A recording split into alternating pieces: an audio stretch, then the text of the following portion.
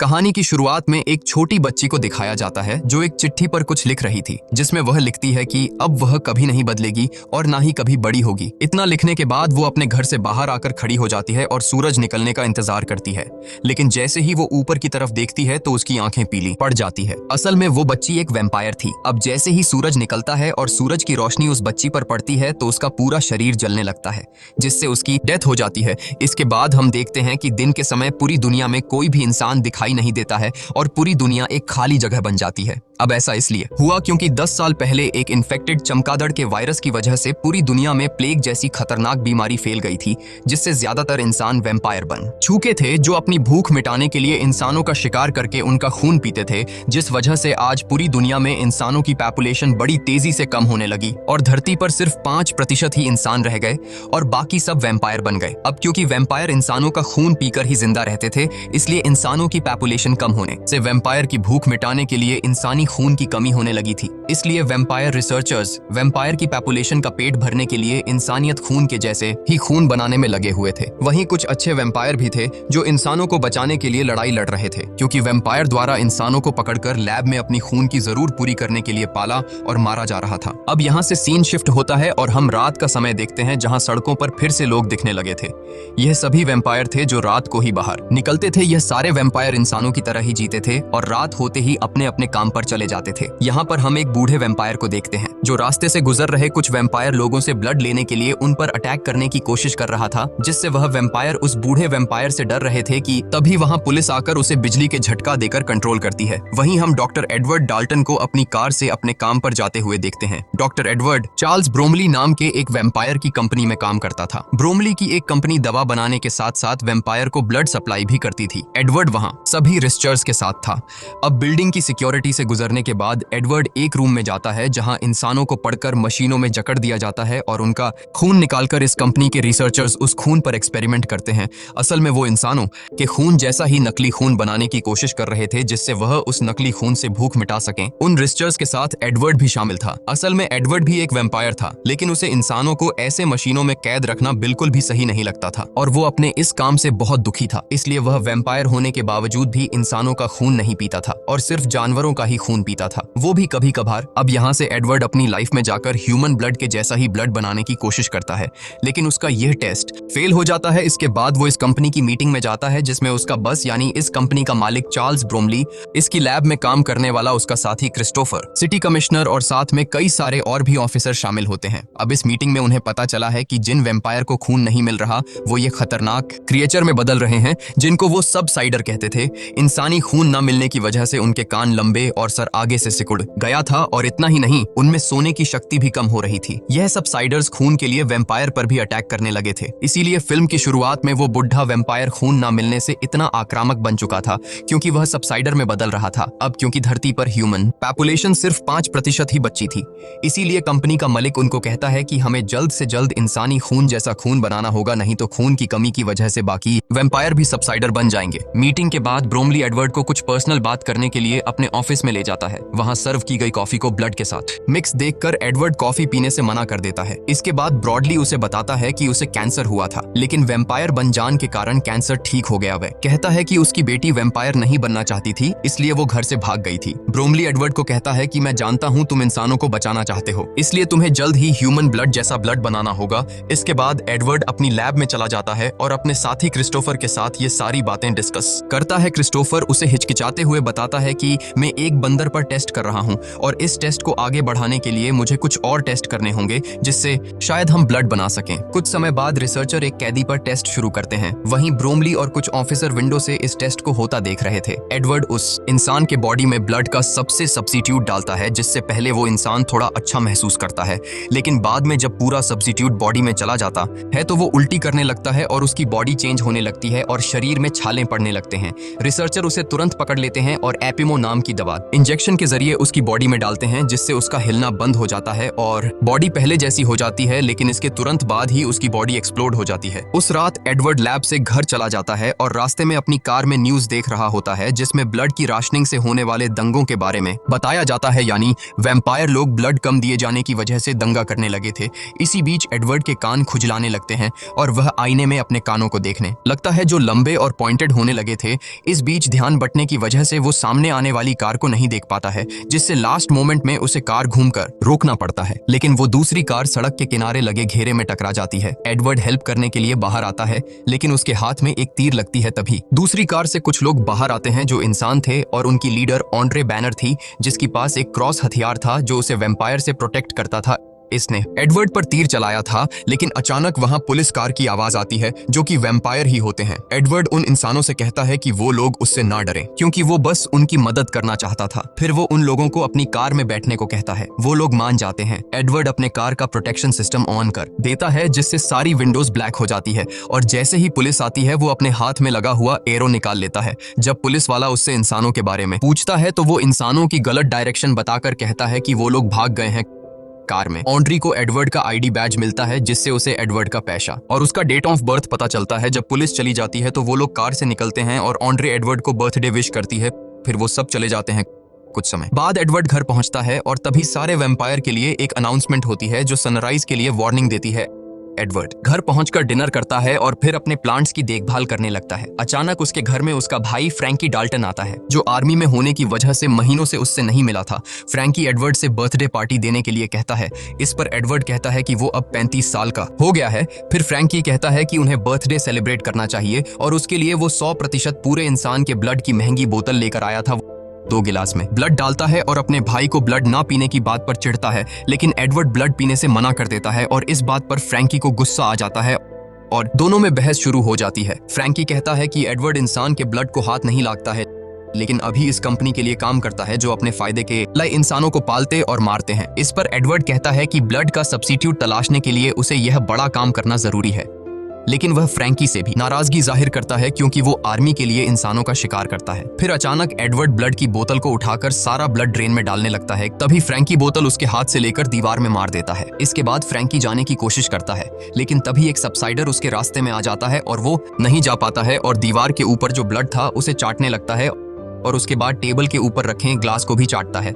इसी बीच फ्रैंकी एक चाकू उठा लेता है, जिससे सबसाइडर चौंक जाता है और फ्रैंकी को दीवार की तरफ धक्का देता है। फ्रैंकी ग्लास के टेबल पर गिर जाता है, जिससे टेबल का कांच टूटकर बिखर जाता है और कुछ सेकंड के लिए फ्रैंकी बेहोश हो जाता है। फिर सबसाइडर एडवर्ड की तरफ बढ़ता है। एडवर्ड एक चेयर को उठाकर उसे रोकने की कोशिश करता है और साथ ही अपने भाई को होश में लाने के लिए उसका नाम लेकर पुकारता है। फ्रैंकी होश में आ जाता है और फिर चाकू को पकड़ता है। दोनों भाई सबसाइडर पर अटैक करने की कोशिश करते हैं, लेकिन वो उड़कर सीलिंग में लटक जाता है। इससे फ्रैंकी को चांस मिल जाता है और वो उसका सर काट देता है। कुछ टाइम के बाद पुलिस मामले के बारे में जानने के लिए वहां पहुंचती है और कहती है कि अब सबसाइडर शहर में फैल चुके हैं। एक ऑफिसर को उस क्रीचर की एक रिंग मिलती है, जिससे एडवर्ड को पता चलता है कि वो एक लोकल माली था और उसे उसकी बॉडी में खुद की लगाए हुए जख्म भी मिलते हैं, जो उसके खुद को खाने की वजह से हुए। अगले दिन सिक्योरिटी अलार्म बजाने से एडवर्ड की नींद खुल जाती है और जब वो चेक करने के लिए लाइट ऑन करता है तो ऑन्ड्रे उसकी तरफ क्रॉस को करके खड़ी दिखाई देती है कि उसे ऐसे वैम्पायर की तलाश है जिस पर वो लोग भरोसा कर सकते हैं, और इसके लिए उसे एडवर्ड बिल्कुल सही लगता है। वो उसे एक पेपर सीट देती है जिसमें एक मैप बना होता है कि अचानक आवाज आती है और एडवर्ड उस आवाज की तरफ मुड़कर देखता है और ऑन्ड्रे भी चुपचाप वहां से चली जाती है। एडवर्ड जब उस आवाज को चेक करने जाता है तो पता चलता है कि आवाज फ्रैंकी की है। फ्रैंकी उससे ऑन्ड्रे के बारे में पूछता है। एडवर्ड उसे कुछ नहीं कहकर टाल देता है। उस रात न्यूज में पता चला है कि जिस कंपनी ने रिसर्च करने के लिए ब्रोमली को इंसान सप्लाई किए थे, वो लोग अब और सप्लाई नहीं दे सकते थे। अगले दिन एडवर्ड काम पर जाता है और अपने बॉस से मिलकर उससे गारंटी मांगता है कि सब्स्टिट्यूट में जान के बाद उन्हें इंसानों की सप्लाई की जरूरत नहीं पड़ेगी। इस पर ब्रोमली कहता है कि ज्यादातर वैम्पायर सब्स्टिट्यूट के मिलने से खुश हो जाएंगे, लेकिन कुछ लोग ऐसे भी हैं जो रियल चीज की मांग करते हैं। इस पर ब्रोमली उसे याद दिलाता है कि उसकी बेटी भी उन्हें लोगों में से एक है। इसके बाद एडवर्ड मैप को देखने के लिए अपने लैब में चला जाता है। जब सुबह होती है तो एडवर्ड अपने घर वापस नहीं आता और अपनी कार में लाइट प्रोटेक्शन ऑन करके मैप के बताएं रास्ते से गांव की तरफ जाता है। वहां ऑन्ड्रे पहले से उसका वेट कर रही होती है। वो उसे बड़े से एक पेड़ के पास आने को कहती है।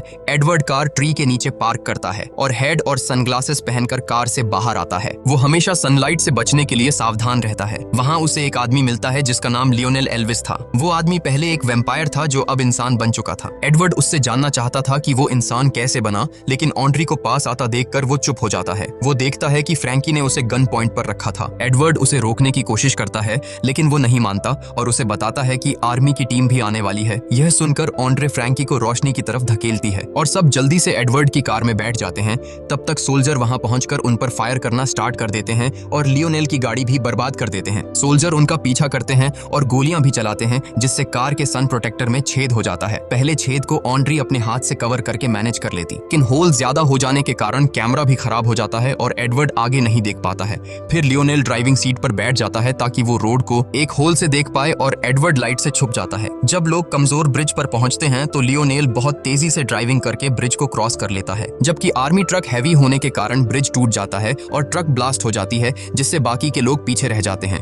रात होने के बाद वो लोग कार को नदी के पास पार्क करते हैं और लियोनेल एडवर्ड को बताता है कि वो कार में दिन के लिए सन मॉडिफिकेशन लगाने का काम करता था, जो सूरज की रोशनी से कार के अंदर बैठे लोगों को बचाता है, और कार में इस तरह के सिस्टम लगाने वाली पहली शॉप उसी की थी। लियोनेल कहता है वैम्पायर के लिए दिन में कार चलाना बहुत अमेजिंग होता है, क्योंकि दिन के समय सड़कें खाली होती थी, लेकिन इसमें रिस्क भी था, क्योंकि एक तो सूरज की रोशनी में दिखाई नहीं देता और दूसरा उन्हें अपने शरीर को भी सूरज की रोशनी से बचाना होता है, और इस चक्कर में एक्सीडेंट होने का डर रहता है। और लियोनेल के साथ भी वही हुआ था। एक दिन जब वो दिन के समय ड्राइविंग कर रहा था तो उसे कुछ दिखाई नहीं दे रहा था और उसने कुछ खाया भी नहीं था, इसलिए उसकी एनर्जी भी कम हो गई थी और कार गलती से रिवर फैंस में टकरा गई थी। क्रैश की वजह से वो कार के साथ रिवर में गिर गया था और रिवर में गिरने से पहले कार में आग लग गई थी। जब वो रिवर से बाहर आया तब वो वापस इंसान बन गया था। उसकी बात पूरी होने पर ऑन्ड्रे कहती है कि वो एडवर्ड की सेफ्टी के लिए ऐसी ही सिचुएशन पैदा करें ताकि वो फिर से इंसान बन सके। दूसरी तरफ कंपनी में ब्रोमली अपनी बेटी की कुछ पिक्चर्स देख रहा होता है, तभी फ्रैंकी वहां आता है। ब्रोमली उसे कहता है कि अगर एडवर्ड तुरंत वापस आ जाए तो उस पर कोई केस नहीं लगेगा। इस पर फ्रैंकी कहता है कि ब्रोमली उससे जो कुछ भी करने को कहेगा वो करने को तैयार है।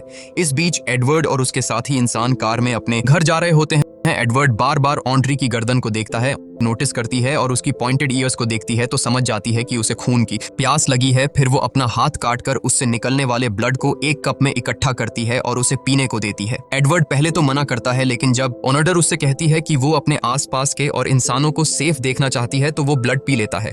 कुछ घंटों के बाद ये लोग पुराने अंगूर के बगीचे में पहुंचते हैं, जिसे विनियर्ड कहा जाता है। वहां एडवर्ड की मुलाकात कुछ और लोगों से होती है, जिनका लीडर जार्विस नाम का आदमी होता है, जो बचे हुए इंसानों को ढूंढने में उनकी हेल्प करता है। घर के अंदर जाने के बाद वो वैम्पायर पॉलिटिशियन वेस्ट टर्नर से मिलता है, जो ह्यूमन राइट्स के लिए लड़ता है और इंसानों की जान बचाने में हेल्प करता है।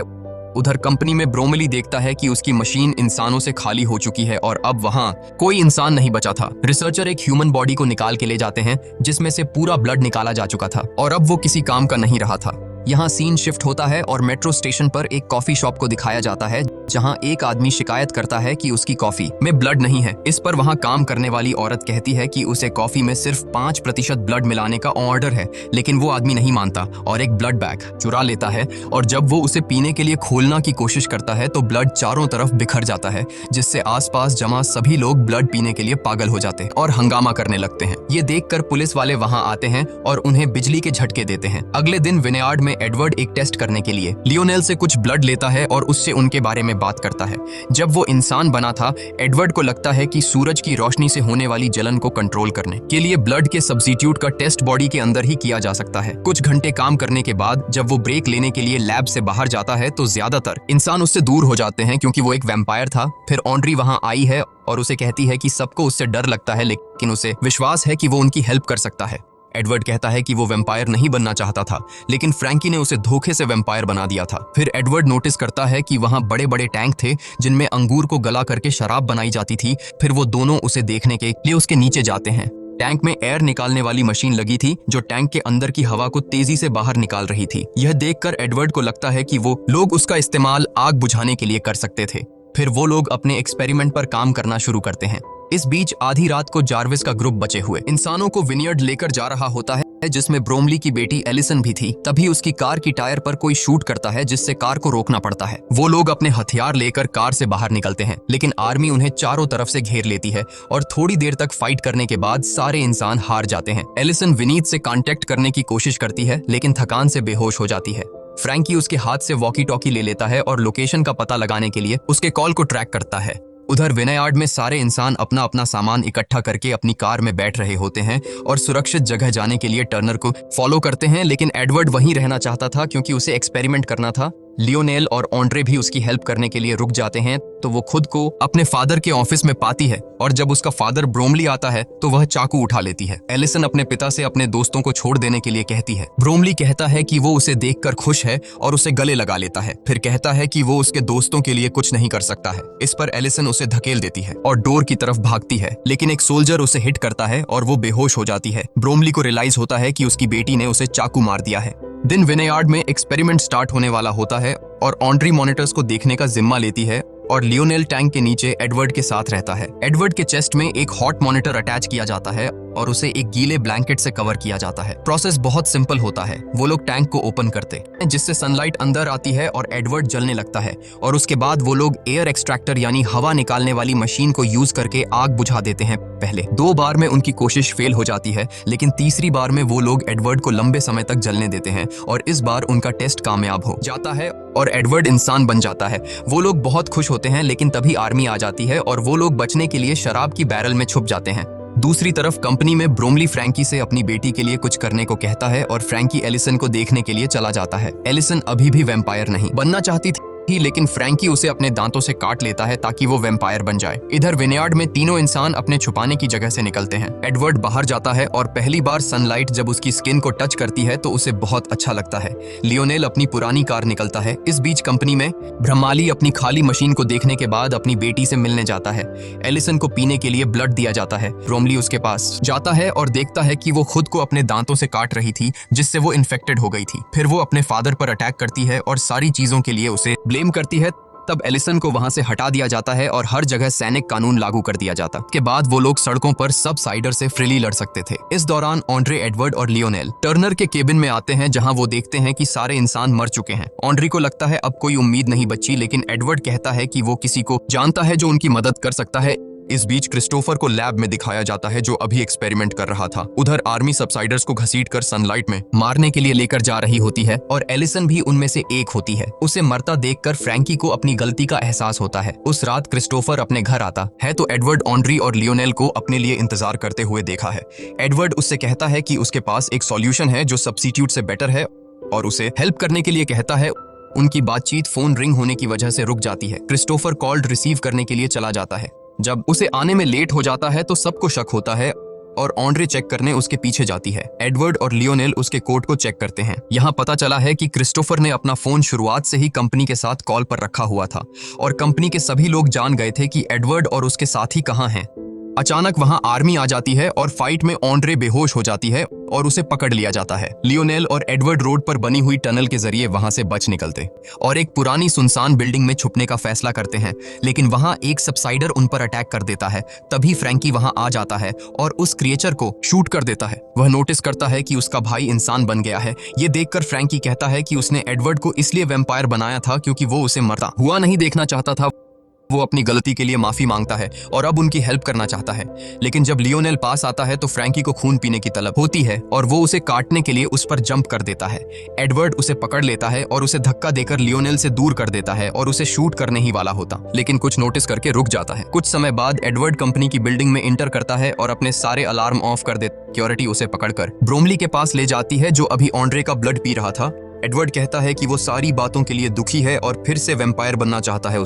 की बात सुनकर ऑन्ड्रे को लगता है कि एडवर्ड उसे धोखा दे रहा है और वो अपसेट हो जाती है और ब्रोमली कहता है कि अब उसे सब्स्टिट्यूट मिल गया है और इसलिए उसे एडवर्ड की जरूरत नहीं है। ब्रोमली उसे बुजदिल कहता है। इस पर एडवर्ड ब्रोमली से कहता है कि वो भी एक बुजदिल है जो अपनी खुद की बेटी को वैम्पायर में नहीं बदल पाया। इस बात से ब्रोमली को गुस्सा आ जाता है और वो एडवर्ड को काट लेता है, लेकिन एडवर्ड कोई रिएक्शन नहीं देता क्योंकि ये एडवर्ड का प्लान था और इससे ब्रोमली इंसान में बदलने लगता है। फिर एडवर्ड को याद आता है कि फ्रैंकी भी ऐसे ही ह्यूमन में बदल गया था। इससे पता चला है कि जो वेम्पायर ठीक होकर ह्यूमन बन चुके थे उनका ब्लड ही सॉल्यूशन बन गया था। इतने में ब्रोमली अलार्म प्रेस करके सिक्योरिटी को बुलाता है। तभी आर्मी ट्रक वहां पहुंच जाती है। सोल्जर अपनी गाड़ियों से बाहर आते हैं और डोर ओपन करके देखते हैं कि ब्रोमली चेयर में बंधा हुआ है। सारे वेम्पायर पागल हो जाते हैं और उसका खून पीकर अपना पेट भरने लगते हैं। इस दौरान ऑन्ड्री और एडवर्ड कुछ हथियार लेकर नीचे आते हैं और बिल्डिंग से निकलने ही वाले होते हैं, लेकिन बहुत सारे सोल्जर आकर उनका रास्ता रोक देते हैं। इतने में एक कार ग्लास डोर को तोड़ते हुए अंदर आती है जिसमें लियोनेल और फ्रैंकी बैठे होते हैं। वो सोल्जर को हिट करते हुए एडवर्ड तक पहुंच जाते हैं ताकि उसे बचा सके, लेकिन जल्दी ही उनको वापस घेर लिया जाता है। फ्रैंकी एडवर्ड को वहां से जाने के लिए कहता है और सारे सोल्जर उस पर जंप कर देते हैं और उसे खाने लगते हैं। एडवर्ड को अपने भाई की मौत पर दुख होता है। तभी सिक्योरिटी वाले ऑन्ड्रे को अपने साथ ले जाते हैं और एडवर्ड उसे बचाने सिक्योरिटी रूम तक उन्हें फॉलो करता है, जहां बहुत स्ट्रगल के बाद वो 2 वेम्पायर गॉड्स को मार देता है और तीसरी को मारने में ऑन्ड्री की मदद करता है। इसके बाद वो सिक्योरिटी कैमरा में देखता है कि फ्रैंकी को खाने वाले सोल्जर इंसान बन गए हैं और जो सोल्जर बचे हुए थे वो ह्यूमन सोल्जर पर अटैक करने लगे हैं। इसके बाद एडवर्ड और ऑन्ड्रे लॉबी में वापस आ जाते हैं। सिर्फ कुछ ह्यूमन सोल्जर ही बच पाते हैं। इसके बाद क्रिस्टोफर आता है और कुछ सोल्जर को शूट कर देता है। फिर वो एडवर्ड और ऑन्ड्री को भी शूट करने वाला होता है, लेकिन अचानक एक एरो उसके चेस्ट पर लगती है और वो ब्लास्ट हो जाता है। एरो लियोनेल ने उन्हें बचाने के लिए चलाया था। फिर ऑन्ड्री उसे हग करती है। एडवर्ड अपने भाई की बॉडी और सूरज की रोशनी को अंदर आते हुए देखता है। फिर वो तीनों लियोनेल की कार में बैठ जाते हैं और एडवर्ड कहता है कि अब उनके पास कार है और वो अब सबको पहले जैसा कर सकते हैं, और इसी के साथ यह मूवी खत्म हो जाती है।